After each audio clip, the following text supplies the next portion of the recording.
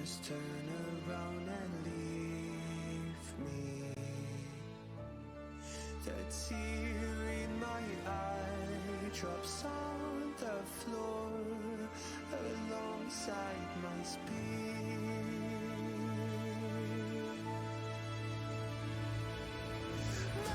My knees are drenching in the blood I feel just to get here. When I look around me, everything I had went up in flames. My lonely way.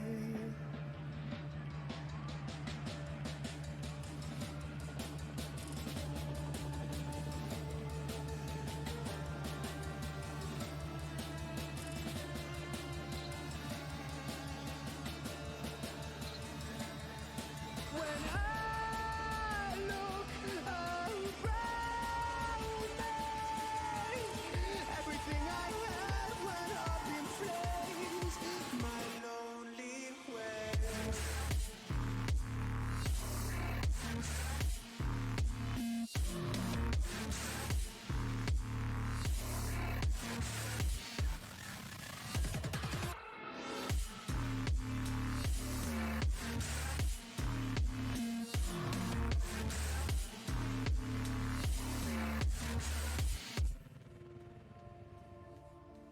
I never pray to God anymore. I'd rather no one hurt me. Redemption, I have waited for you to come and drown all my sin.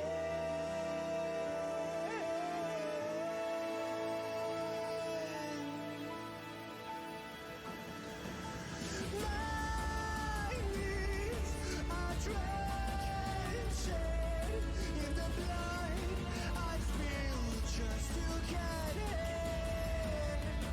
When I look around me, everything I had went up in flames.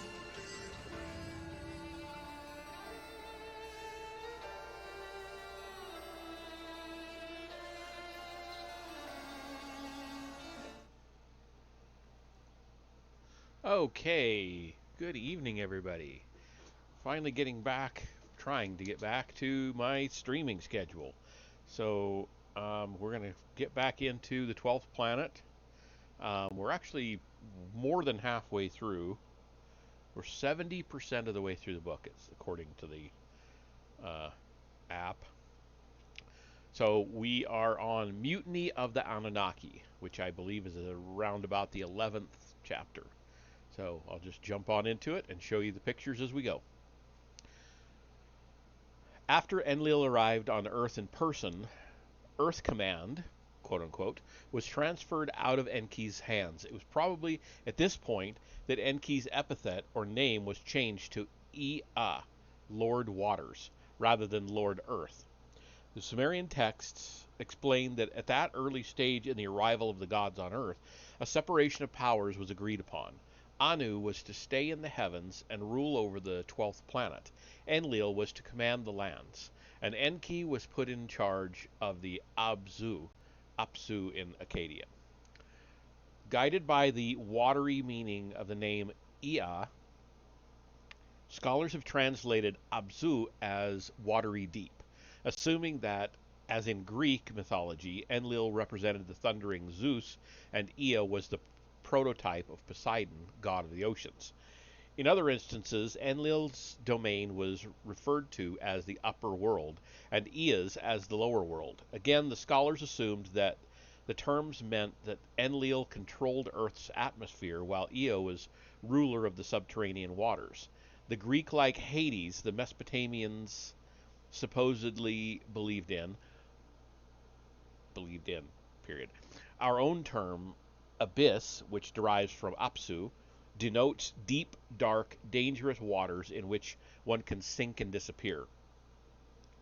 Thus, as scholars came upon Mesopotamian texts, describing this lower world, they translated it as Unterwelt, underworld, or Totenwelt, world of the dead. Only in recent years have the Sumerologists mitigated the ominous connotation somewhat by using the term netherworld in translation. The Mesopotamian text responsibly most responsible, for this misinterpretation were a series of liturgies lamenting the disappearance of Dumuzi, who is better known from biblical and Canaanite texts as the god Tammuz. It was with him that Inanna/Ishtar had her most celebrated love affair, and when he disappeared, she went to the lower world to seek him. The massive Tammuz Liturgien, Liturgien und Verwandtes by P. Morris Witzel, a masterwork on the Sumerian and Akkadian Tammuz text, only helped perpetuate the misconception. The epic tales of Ishtar's search were taken to mean a journey, quote, to the realm of the dead and her eventual return to the land of the living, end quote. The Sumerian and Akkadian texts describing the descent of Inanna/Ishtar to the lower world inform us that the goddess decided to visit her sister Ereshkigal, mistress of the place. Ishtar went to the Ishtar went there neither dead nor against her will.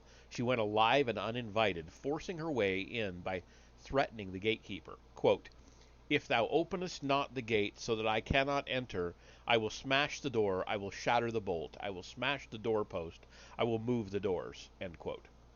One by one, the 7 gates leading to the abode of Ereshkigal were opened to Ishtar. When she finally made it, and Ereshkigal saw her, she literally blew her top. The Akkadian text says, burst at her presence. The Sumerian text, vague about the purpose of the trip or the cause of Ereshkigal's anger, reveals that Inanna expected such a reception. She took pains to notify the other principal deities of her journey in advance and made sure that they would take steps to rescue her in case she were imprisoned in the great below, quote unquote. The spouse of Ereshkigal, the lord of the lower world, was Nergal.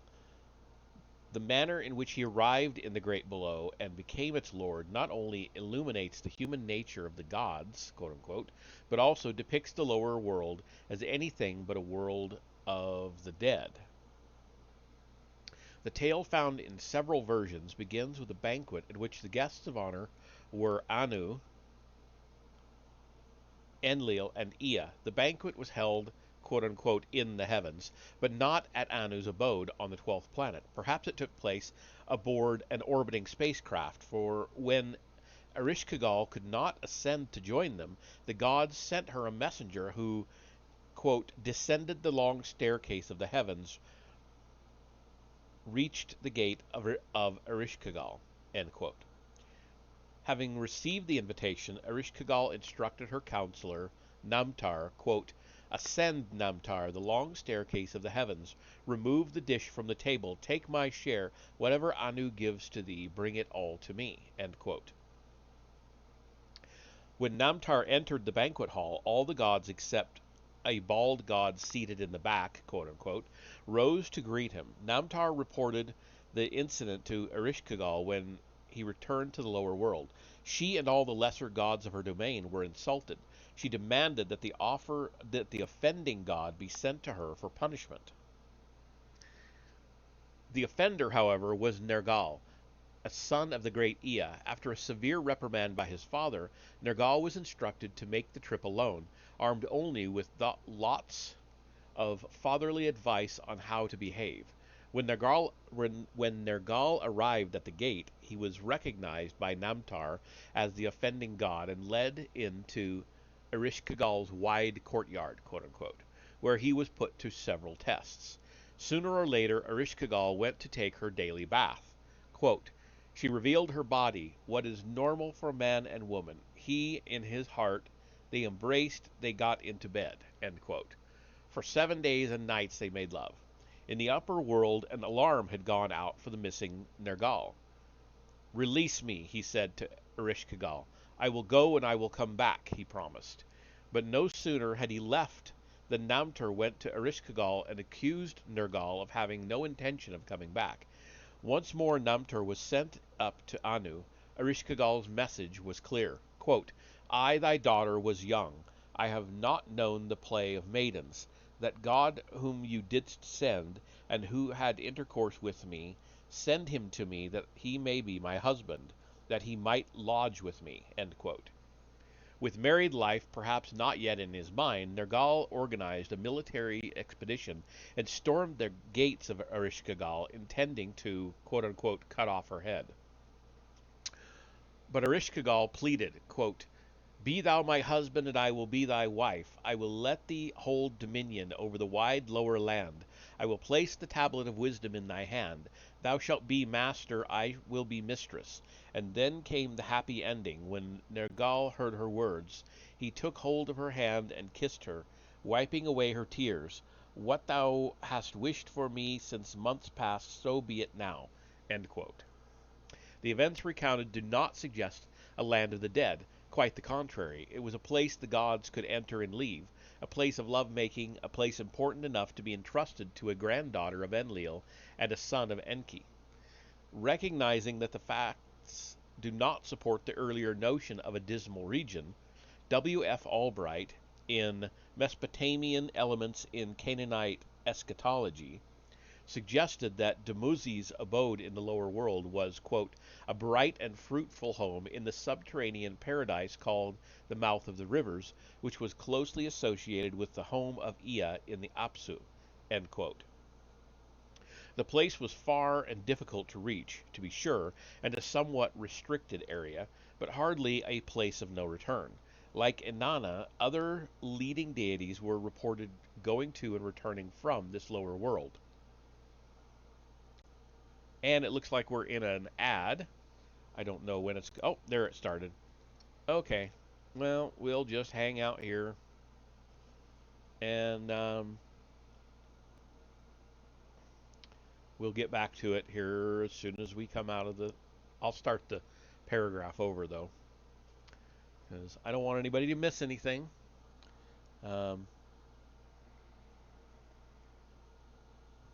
Anybody that might be watching live. I know probably more people watch these videos once I put them on YouTube, but still, if anybody is watching live, I don't want them to miss anything. So here we go. We should have 3 seconds left. And, oh, it went into another ad. Okay, well, I don't know what's up with that. There it should be ending. Okay, there we go. We are back. So I'm going to start that paragraph over. The place was far and difficult to reach, to be sure, and somewhat restricted area, but hardly a place of no return. Like Inanna, other leading deities were reported going to and returning from this lower world. Enlil was banished to the Abzu for a while after he had raped Ninlil, and Ea was a virtual commuter between Eridu in Sumer and the Abzu, bringing to the Abzu, quote, the craftsmanship of Eridu, end quote, and establishing in it a lofty shrine for himself. Far from being a dark and desolate place, it was described as a bright place with flowing waters. Quote, a rich land beloved of Enki, bursting with riches, perfect in fullness, whose mighty river rushes across the land, end quote. We have seen the many depictions of Ea as the god of flowing waters. It is evident from Sumerian sources that such flowing waters indeed existed, not in Sumer and its flatlands, but in the great below. W. F. Albright drew attention to a text dealing with the lower world as the land of Uttu in the west of Sumer. It speaks of a journey of Enki to the Apsu. I think this is supposed to be a quote.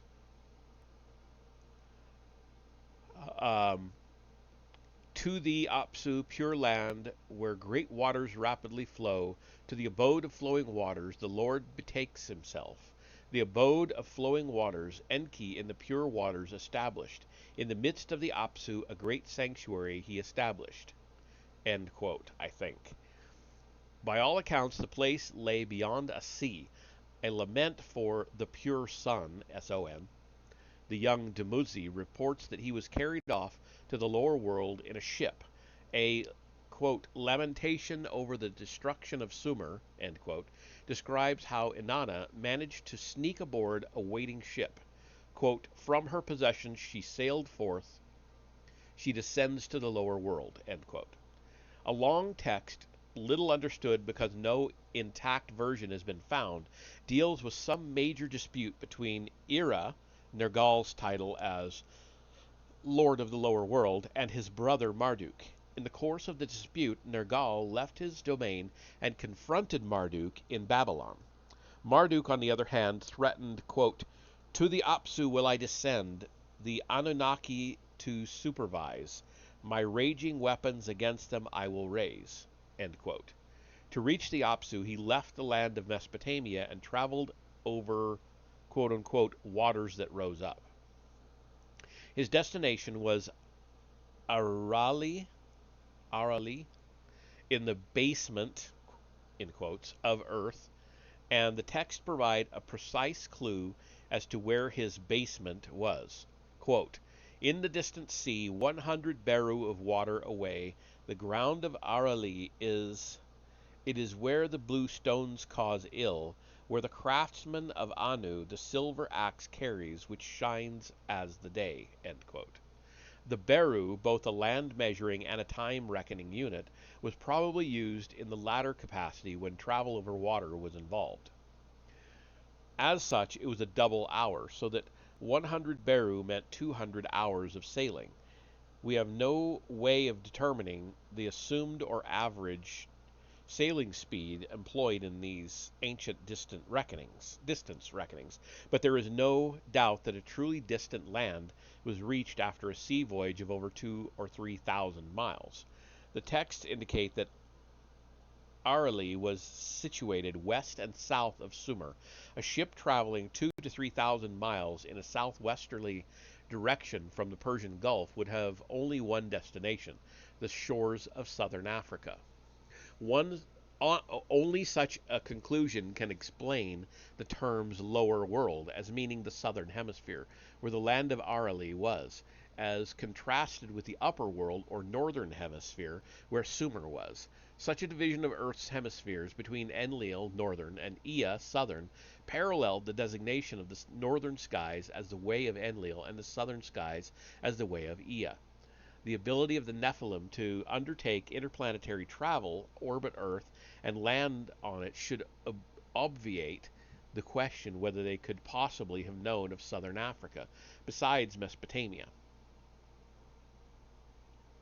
Many cylinder seals depicting animals peculiar to the area, such as the zebra or ostrich, jungle scenes, or rulers wearing leopard skins in the African tradition, attest to an African connection.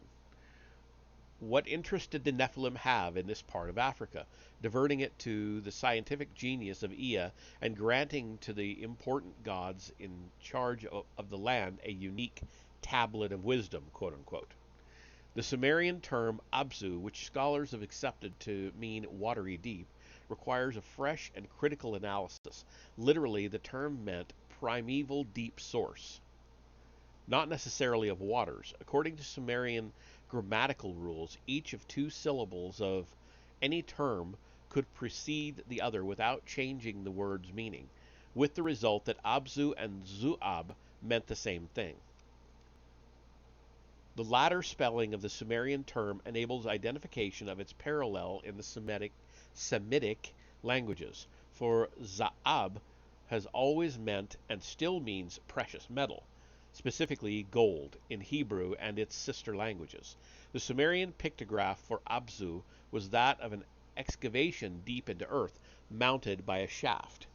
Thus, Ea was not the lord of an indefinite watery deep, but the god in charge of the exploitation of Earth's minerals. In fact, the Greek abyssos, adopted from the Akkadian apsu, also meant an extremely deep hole in the ground. And he has an illustration here. So I will bring that up, show you just briefly. Um, so I guess that's the symbol for a deep hole in the ground? Don't know. Moving on. Akkadian textbooks explain that apsu is nikbu. The meaning of the word and that of its Hebrew equivalent, nikba, is very precise. A deep man-made cutting or drilling into the ground.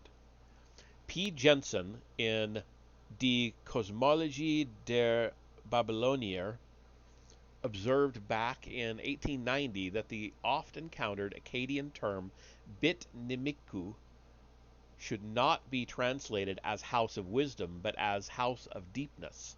He quoted a text, VR 30, 40 through 50 AB. I assume that is some archived text, and the verses or whatever, that stated, quote, "It is from Bit-Nimiku that gold and silver come," end quote. Another text, 3 in Roman numerals, R 57, 35 AB, he pointed out, explained that the Akkadian name Goddess Shala of Nimiki was the translation of the Sumerian epithet Goddess who hands the shining bronze. The Akkadian term Nimiku, which has been translated as wisdom, Jensen concluded, quote, had to do with metals, end quote. But why, he admitted simply, I do not know. Some Mesopotamian hymns to Ea exalt him as Bel Nimiki, translated Lord of Wisdom, but the correct translation should undoubtedly be Lord of Mining. Just as the Tablet of Destinies at Nippur contained orbital data, it follows that the Tablet of Wisdom entrusted to Nergal and Ereshkigal was in fact a tablet of mining, a data bank pertaining to the mining operations of the Nephilim. As Lord of the Abzu, Ea was assisted by another son, the god Gi-Bil, that's G-I.Bil, he who burns the soil, who was in charge of the fire and smelting, Earth's smith. He was usually depicted as a young god whose shoulders emit red-hot rays or sparks of fire, emerging from the ground or about to descend into it. The texts state that Gibil was steeped by Ea in wisdom, meaning that Ea had taught him mining techniques. The metal ores mined in southeastern Africa by the Nephilim were carried back to Mesopotamia by specially designed cargo ships called Magur Urnu Absu, ship for ores of the lower world. And there is another illustration here. Let me bring it up. So this must be I'm blanking on his name. Sorry. Gibil. There the ores were taken to Bad Tibira, whose name literally meant the foundation of metalworking. Smelted and refined, the ores were cast into ingots whose shape remained unchanged throughout the ancient world for millennia. Such ingots were actually found at various Near Eastern excavations, confirming the reliability of the Sumerian pictographs as true depictions of the objects they wrote about. They wrote out. The Sumerian sign for the term Zag, Z-A-G, purified precious, was the picture of such an ingot. In earlier times, it apparently had a hole running through its length, through which a carrying rod was inserted.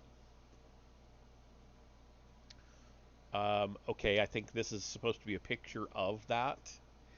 But there's another picture right away, so I'll go ahead and read the lines around it and then show you both. Several depictions of the god of the flowing waters show him flanked by bearers of such precious metal ingots, indicating that he was also the lord of mining. The various names and epithets for Ea's African land of mines are replete with clues to its location and nature. It was known as Arali, place of the shining lodes, the land from which the metal ores come. Okay, I will go ahead and show you both of these. So I think this is the ingot with the hole running through the middle. I assume this is the hole running through the middle, not this way. And then this one is the guy we were just reading about. The god of flowing waters. Okay. Inanna, planning her descent to the southern hemisphere, referred to the place as a land where, quote, the precious metal is covered with soil, end quote, where it is found underground. A text reported by Erica Reiner, listing the mountains and rivers of the Sumerian world, stated, quote, Mount Arali, home of the gold, end quote, and a fragmented text described by H. Rado confirmed that Arali was the land on which Bad Tabira depended for its continued operations. The Mesopotamian texts spoke of the land of mines as mountainous, with grassy plateaus and steeps, and lush with vegetation. The capital of Ereshkigal in that land was described by the Sumerian texts as being the Gabkur Ra, in the chest of the mountains, well inland. If the Akkadian version of Ishtar's journey, in the Akkadian version of Ishtar's journey, the gatekeeper welcomes her. Quote, enter, my lady, let Kutu rejoice over thee, let the palace of the land of Nugia be glad at thy presence, end quote. Conveying in Akkadian the meaning, quote, that which is in the heartland, end quote, the term Kutu, in its Sumerian origin, also meant the bright uplands. It was a land, all texts suggest, with bright days awash with sunshine. The Sumerian terms for gold, Kugi, bright out of earth, and silver, Ku-babar, bright gold, retained the original association of the precious metals with the bright Ku domain of Ereshkigal. The pictographic signs employed as Sumer's first writing reveal great familiarity not only with diverse metallurgical processes, but also with the fact that the source of the metals were mines dug down into the earth. The terms for copper and bronze, handsome bright stone, gold, the supreme mined metal, or refined, bright purified, were all pictorial variants of a mine shaft, opening mouth for dark red metal, in quotes. Okay, so let me go ahead and show you this next illustration. I assume these are what he was talking about for copper, so on. So there would be the three variations on the mining shaft. Okay. The land's name, Arali, could also be written as a variant of the pictograph for dark red soil, of rush, dark red, but in time meaning Negro, or of the metals mined there. The pictographs always depicted variants of a mine shaft, and he shows three more. Let me read the next line and then I'll show you. Extensive references to gold and other metals in ancient texts suggest familiarity with metallurgy from the earliest times. Okay, so we're talking about these three other variations. Okay. A lively metals trade existed in the very beginnings of civilization, the result of knowledge bequeathed to mankind by the gods, who, the texts state, had engaged in mining and metallurgy long before man's appearance. Many studies that correlate Mesopotamian divine tales with the biblical pre-Diluvian list of patriarchs point out that, according to the Bible, Tubal-Cain was an, quote, artificer of gold and copper and iron, end quote, long before the deluge. The Old Testament recognized the land of Ophir, which was probably somewhere in Africa, as a source of gold in antiquity. King Solomon's ship convoys sailed down the Red Sea from Ezion-Geber, present-day Elath, quote, and they went to Ophir and fetched from thence gold, end quote. Unwilling to risk a delay in the construction of the Lord's temple in Jerusalem, Solomon arranged with his ally Hiram, king of Tyre, to sail a second fleet to Ophir by an alternate route. Quote, and the king had at sea a navy of Tarshish, with the navy of Hiram. Once every 3 years came the navy of Tarshish, bringing gold and silver, ivory and apes and monkeys, end quote. The fleet of Tarshish took 3 years to complete a round trip, allowing for an appropriate time to load up at Ophir. The voyage in each direction must have lasted well over a year. This suggests a route much more roundabout than the direct route via the Red Sea and the Indian Ocean, a route around Africa.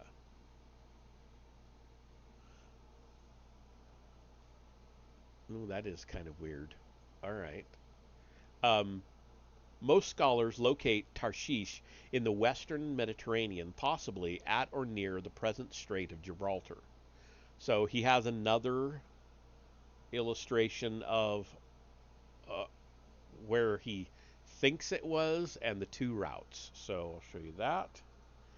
So if they were going from here and all the way around Africa to here, that's the roundabout way he's talking.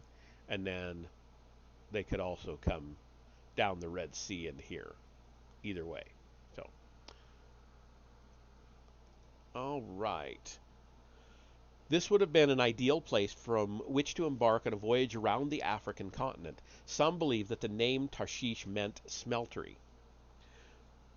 Many biblical scholars have suggested that Ophir should be identified with present-day Rhodesia. Z. Herman in People's Seas Ships brought together evidence showing that the Egyptians obtained various minerals from Rhodesia in earliest times. Mining engineers in Rhodesia, as well as in South Africa, have often searched for gold by seeking evidence of prehistoric mining. How was the inland abode of Ereshkigal reached? How were the ores transported from the heartland to the coastal ports? Knowing of the reliance of the Nephilim on river shipping, one should not be surprised to find a major navigable river in the lower world. The tale of Enlil and Ninlil informed us that Enlil was banished to exile in the lower world. When he reached the land, he had to be ferried over a wide river. A Babylonian text dealing with the origins and destiny of mankind referred to the river of the lower world as the river Habur, the river of fishes and birds. Some Sumerian texts nicknamed the land of Ereshkigal the prairie country of Habur. Of the 4 mighty rivers of Africa, one, the Nile, flows north into the Mediterranean. The Congo and Niger empty into the Atlantic Ocean on the west, and the Zambezi flows from the heartland of Africa in an eastward semicircle until it reaches the east coast. It offers a wide delta with good port sites. It is navigable inland over a distance of hundreds of miles. Was the Zambezi the, quote, river of fishes and birds, end quote, of the lower world? Were its majestic Victoria Falls the water lulls mentioned in one text as the site of Ereshkigal's capital? Aware that many newly discovered, quote unquote, and promising mining sites in southern Africa had been mining sites in antiquity, the Anglo-American Corporation called in teams of archaeologists to examine the sites before modern earth-moving equipment swept away all traces of ancient work.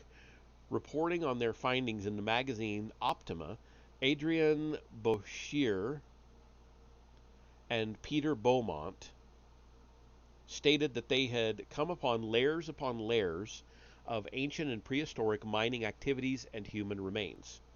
Carbon dating at Yale University and at the University of Groningen in Holland established the age of the artifacts as ranging from a plausible 2000 BC to an amazing 7690 BC. Intrigued by the unexpected antiquity of the finds, the team extended its area of search. At the base of a cliff, of a cliff face on the precipitous western slopes of Lion Peak, a 5-ton slab of hematite stone blocked access to a cavern. Charcoal remains dated the mining operations within the cavern at 20,000 to 26,000 BC. Was mining for metals possible during the Old Stone Age? Incredulous, the scholars dug a shaft at a point where, apparently, the ancient miners had begun their operations.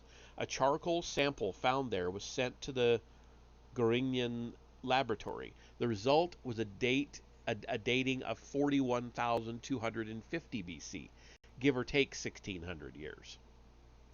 South African scientists then probed prehistoric mine sites in southern Swaziland. Within the uncovered mine caverns, they found twigs, leaves, and grass, even feathers, all presumably brought in by the ancient miners as bedding. At the 35,000 BC level, they found notched bones, which indicate man's ability to count at that remote period. That's a quote, sorry. Other remains advanced the age of the artifacts to about 50,000 BC. Believing that the, quote, true age of the onset of mining in Swaziland is more likely to be in the order of 70 to 80,000 BC, end quote. The two are, it's all a quote, sorry, it's quotes within quotes. The two scientists suggested that southern Africa could well have been in the forefront of technological invention and innovation during much of the period subsequent to 100,000 BC, end quote. Commenting on the discoveries, Dr. Kenneth Oakley, former head anthropologist of the Natural History Museum in London, saw quite a different significance to the finds. Quote, it throws important light on the origins of man. It is now possible that southern Africa was the evolutionary home of man, end quote, the birthplace of Homo sapiens. As we shall show, it was indeed there that modern man appeared on Earth, through a chain of events triggered by the gods' search for metals. Both serious scientists and science fiction writers have suggested that a good reason for us to establish settlements on other planets or asteroids might be the availability of rare minerals on those celestial bodies, minerals that might be too scarce or too costly to mine on Earth. Could this have been the Nephilim's purpose in colonizing Earth? Modern scholars divide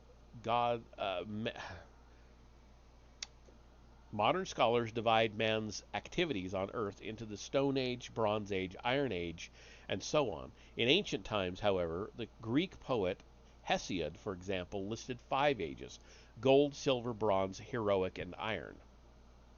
Except for the heroic age, all ancient traditions accepted the sequence of gold, silver, copper, iron.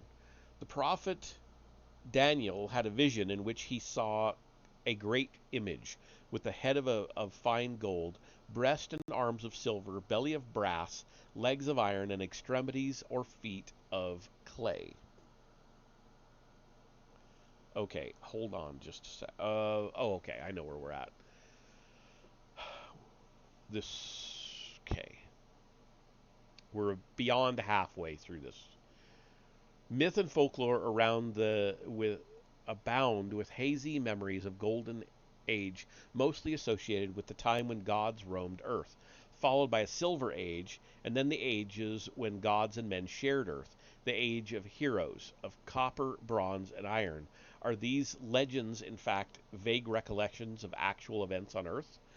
Gold, silver, and copper are all native elements of the gold group. They fall into the same family in the periodic classification by atomic weight and number. They have similar crystallographic, chemical, and physical properties. All are soft, malleable, and ductile.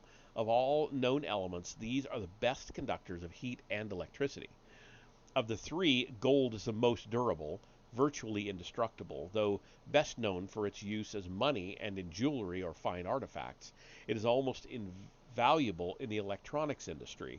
A sophisticated society requires gold for microelectronic assemblies, guidance circuitry, and computer brains. Man's infatuation with gold is traceable to the beginning of his civilization and religion, to his contacts with the ancient gods. The gods of Sumer required that they be served food from golden trays, water and wine from golden vessels, that they be clad in golden garments. Though the Israelites left Egypt in such a hurry that there was no time for them to let their bread leaven, they were ordered to ask the Egyptians for all available silver and gold objects. This command, as we shall find out later, anticipated the need for such materials to construct the tabernacle and its electronic accoutrements. Gold, which we call the royal metal, was in fact the metal of the gods. Speaking to the prophet Haggai, the Lord made it clear in connection with his return to judge the nations, quote, "The silver is mine and the gold is mine," end quote. The evidence suggested that man's own infatuation with these metals has its roots in the great need of the Nephilim for gold. The Nephilim, it appears, came to Earth for gold and its related metals. They may also have come for other rare metals, such as platinum, abundant in southern Africa, which can power fuel cells in an extraordinary manner, and the possibility should not be ruled out that they came to Earth for sources of radioactive minerals such as uranium or cobalt. The lower world's, quote, blue stones that cause ill, which some texts mention.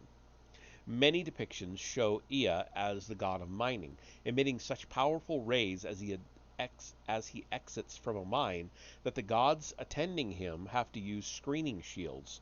In all these depictions, Ea is shown holding a miner's rock saw. Though Enki is... actually, I'm going to go ahead and show the illustration first.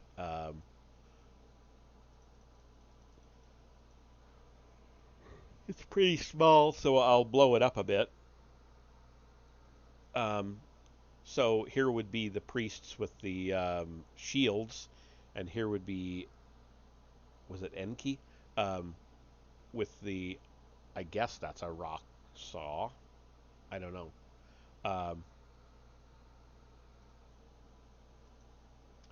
Who was it?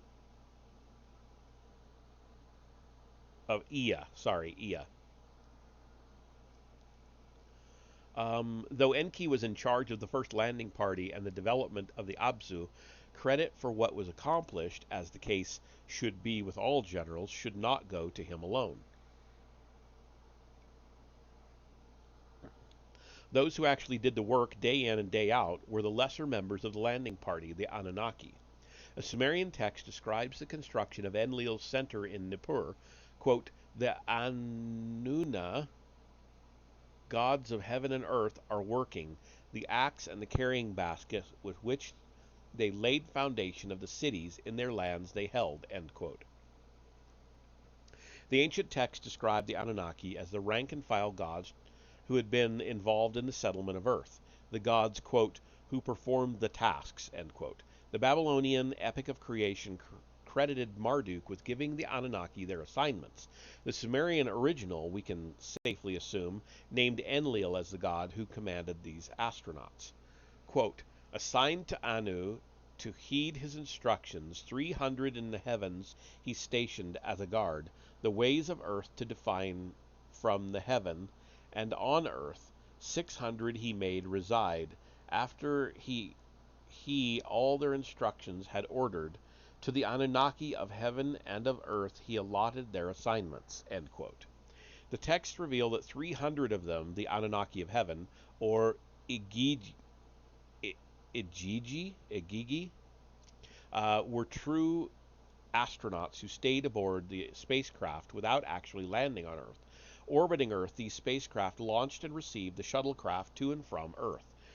As chief of the Eagles, Shamash was a welcome and heroic guest aboard the, quote, mighty great chamber in heaven, end quote, of the Igigi. A hymn of Shamash describes how the Igigi observed Shamash approaching in his shuttlecraft. Quote, "At thy appearances all the princes are glad. All the Igigi rejoice over thee. In the brilliance of thy light their path.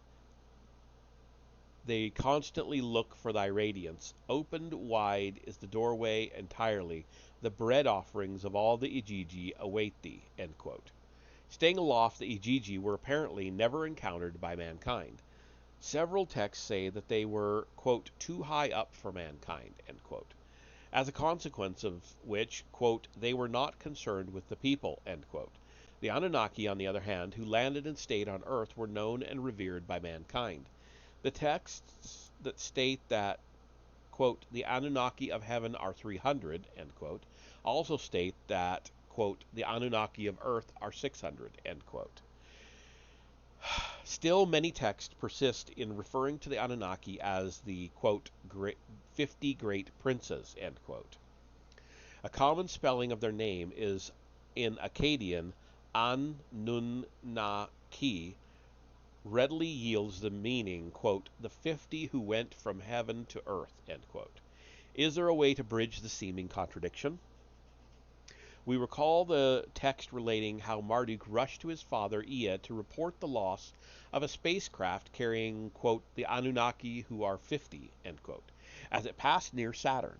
An exorcism text from the time of the third dynasty of Ur speaks of the Anunna, Eridu, Ninnubi, quote, the 50 Anunnaki of the city Eridu, end quote. This strongly suggests that the group of Nephilim who founded Eridu under the command of Enki numbered 50. Could it be that 50 was the number of Nephilim in each landing party? It is, we believe, quite conceivable that the Nephilim arrived on Earth in groups of 50 as the visits to Earth became regular, coinciding with the opportune launching times from the 12th planet. More Nephilim would arrive. Each time, some of the earlier arrivals would ascend in an Earth module and rejoin the spaceship for a trip home. But each time, more Nephilim would stay on Earth, and the number of 12th planet astronauts who stayed to colonize Earth grew from the initial landing party of 50 to the 600 who on Earth settled, quote unquote. How did the Nephilim expect to achieve their mission to mine on Earth its desired minerals and ship the ingots back to the 12th planet with such a small number of hands? Undoubtedly, they relied on their scientific knowledge.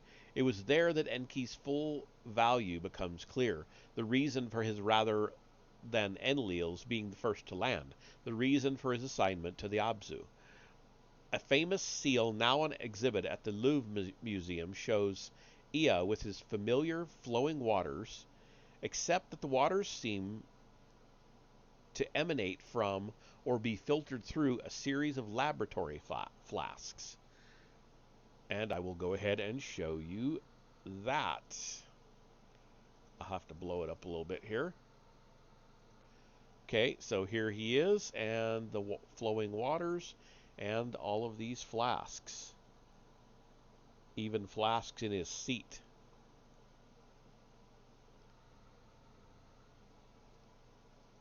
So.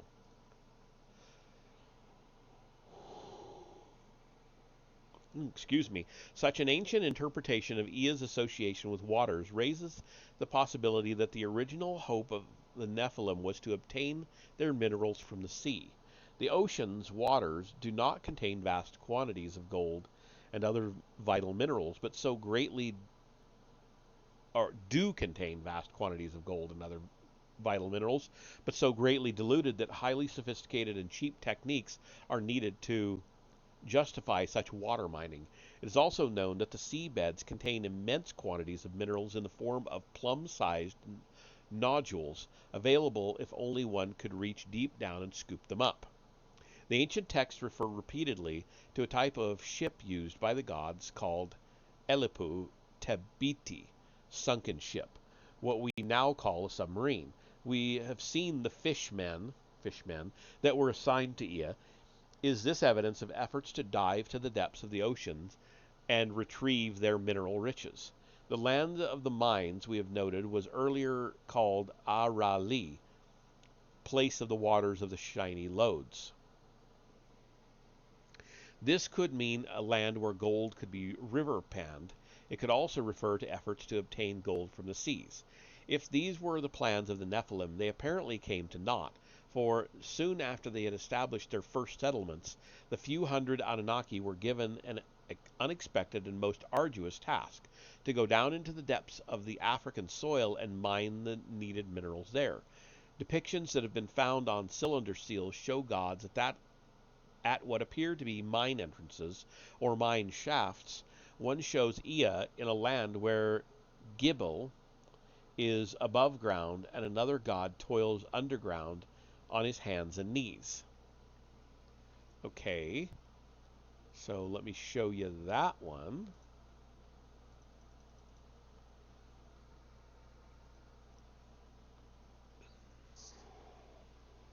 So I assume this is Gibel above ground, and this is the one below ground. How they decided that that was below ground, I don't know. I mean, I see this, but that doesn't look like ground to me. I don't know what it's supposed to be, but whatever. I'm not the scientist.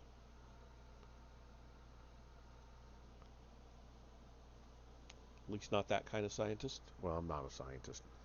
Not really. Not really. In later times, Babylonian and Assyrian texts disclose men, young and old, were sentenced to hard labor in the mines of the lower world. Working in darkness and eating dust as food, they were doomed never to return to their homeland. This is why the Sumerian epithet for the land, Kurnugia, acquired the interpretation land of no return. Its literal meaning was land where gods who work in deep tunnels pile up the ores. For the time when the Nephilim settled Earth, all the ancient sources attest, was a time when man was not yet on Earth, and in the absence of mankind, the few Anunnaki had to toil in the mines. Ishtar, on her descent to the lower world, described the toiling Anunnaki as eating food mixed with clay and drinking water fouled with dust. Against this background, we can fully understand a long epic text named after its opening verse, as was the custom, quote, when the gods like men bore the work, end quote. Piecing together many fragments of both Babylonian and Assyrian versions, W.G. Lambert and A.R. Millard in Atrahasis, the Babylonian story of the flood, were able to present a continuous text. They reached the conclusion that it was based on earlier Sumerian versions and possibly on even earlier oral traditions about the arrival of the gods on earth, the creation of man, and his destruction by the deluge. While many of the verses hold only literary value to their translators, we find them highly significant, for they corroborate our findings and conclusions in the preceding chapters. They also obtain the circumstances that explain the circumstances, that led to the mutiny of the Anunnaki. The story begins in the time when only the gods lived on earth. Quote, when the gods, like men, bore the work and suffered the toil of the gods was great, the work was heavy, the distress was much, end quote. At that time, the epic relates, the chief deities had already divided the commands among themselves. Quote, Anu, father of the Anunnaki, was their heavenly king. Their lord chancellor was the warrior Enlil. Their chief officer was Ninurta, and their sheriff was Ennugi. The gods had clasped hands together, had cast lots and divided. Anu had gone up to heaven, left the earth to his subjects. The seas enclosed as with a loop. They had given to Enki the prince. End quote. 7 cities were established, and the texts refer to 7 Anunnaki who were city commanders. Discipline must have been strict, for the text tells us, quote, the 7 great Anunnaki were making the lesser gods suffer the work, end quote. Of all their chores, it seems digging was the most common, the most arduous, and the most abhorred. The lesser gods dug up the riverbeds to make them navigable. They dug canals for irrigation, and they dug in the Apsu to bring up the minerals of earth. Though they undoubtedly had some sophisticated tools, the text spoke of the, quote, silver axe which shines as the day, end quote. Even underground, the work was too exacting. The work was too exacting. For a long time, the 40 periods to be exact, the Anunnaki suffered, or for 40 periods, the Anunnaki suffered the toil, quote unquote, and then they cried no more, quote. They were complaining, backbiting, grumbling in the excavations, end quote. The occasion for the mutiny appears to have been a visit by Enlil to the mining area. Seizing the opportunity, the Anunnaki said to one another, quote, let us confront the chief officer, that he may relieve us of our heavy work. The king of the gods, the hero Enlil, let us unnerve him in his dwelling, end quote. A leader or organizer of the mutiny was soon found.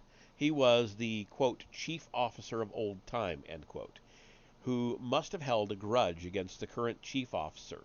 His name, regrettably, is broken off, but his inciting address is quite clear. Quote, now, proclaim war, let us combine hostilities and battle, end quote. The description of the mutiny is so vivid, that scenes of the storming of the Bastille come to mind. Quote, the gods heeded his words. They set fire to their tools. Fire to their axes they put. They troubled the god of mining in the tunnels. They held him as they went, to the gate of the hero Enlil, end quote. The drama and tension of the unfolding events are brought to life by the ancient poem.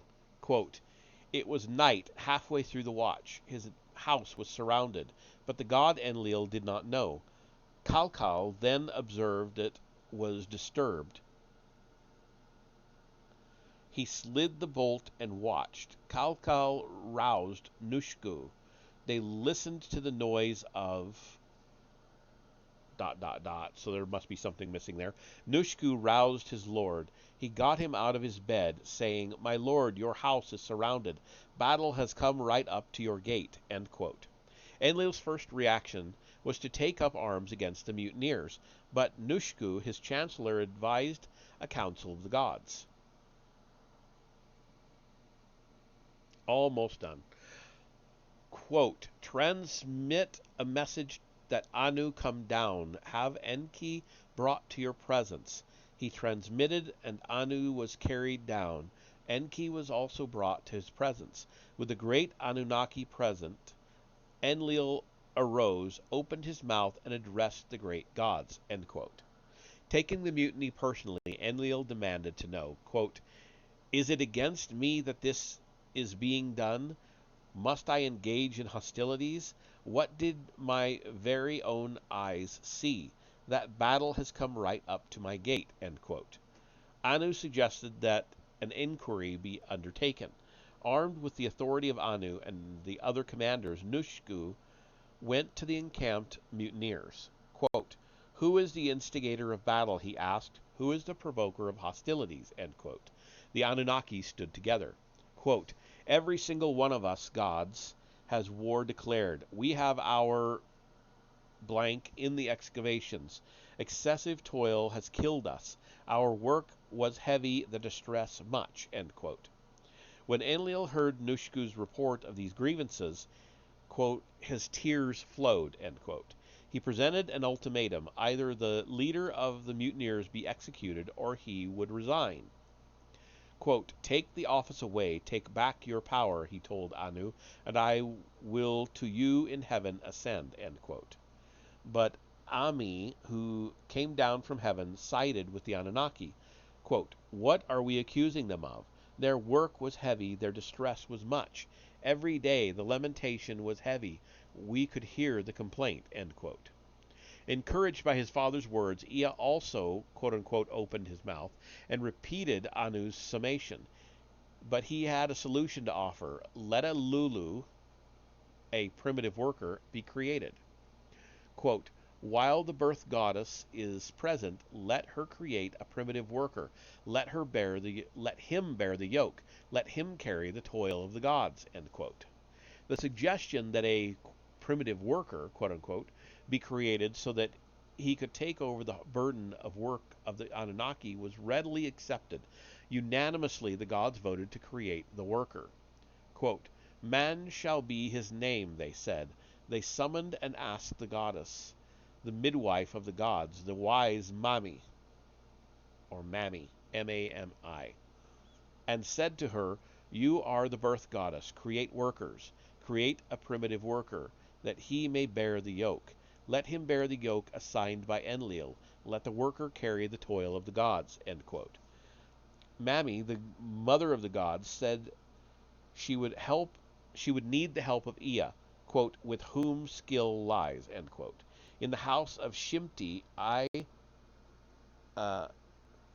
something hospital-like place, I think maybe there's a typo there, the gods were waiting.